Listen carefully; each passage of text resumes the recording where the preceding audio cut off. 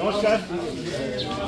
BJP জিন্দাবাদ জিন্দাবাদ জিন্দাবাদ ভারতীয় জনতা পার্টি জিন্দাবাদ জিন্দাবাদ জিন্দাবাদ নমস্কার।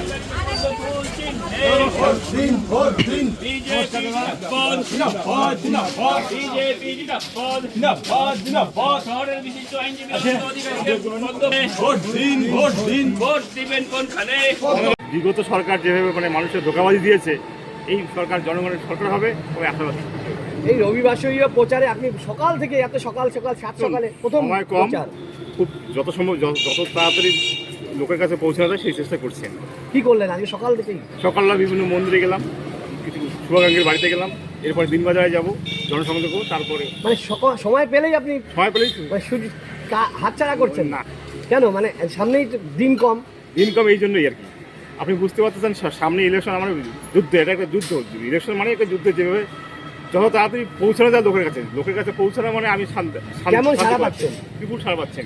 এই যে মাঝে মাঝে দেখা যাচ্ছে বিভিন্ন জেলার বিভিন্ন ব্লকে, বিশেষ করে জলপাইগুড়িতেও কিছু প্রাক্তন যারা সভাপতি অলোক চক্রবর্তী সহ বেশ কিছু বিজেপি কর্মী সমর্থক, তারা বলছে আলাদা ভাবে প্রার্থী দেবে বিভিন্ন জেলার বিভিন্ন উত্তরবঙ্গের বিভিন্ন জায়গা। সেখানে কেন ওই জায়গাগুলো? এটা আমার জানা নেই।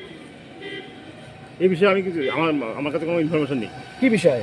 এই প্রার্থীর বিষয়ে তারা বলছে যে প্রার্থী আমরা পছন্দ না, আমরা পুরনো কর্মী, আমাদের পছন্দের, এরকম। না, এই বিষয়টা আমার কোনো ক্ষোভ বিক্ষোভ কি আছে আপনার? কি মনে হয়? আমার ঘুরছেন খুব বিক্ষোভ নেই এখানে কোনো। আর তাছাড়া অলোক চক্রবর্তী দীর্ঘদিন থেকে পার্টিতে বহিষ্কৃত, ওনার সাথে পার্টির কোনো যোগাযোগ নেই। এমনি আপনি ভালো সাড়া পাচ্ছেন? কতটা আশাবাদী? 200% আশাবাদী। এখানে তো হেভিওয়েট প্রার্থী বলছে কৃষ্ণ দাস নাকি আপনার বিপক্ষে দাঁড়িয়েছে তৃণমূলের।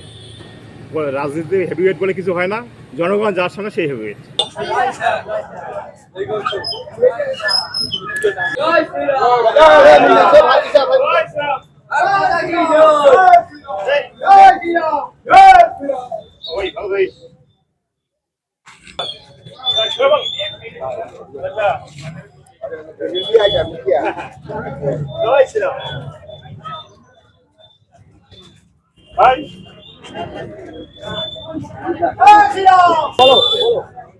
আশীর্বাদ করবেন।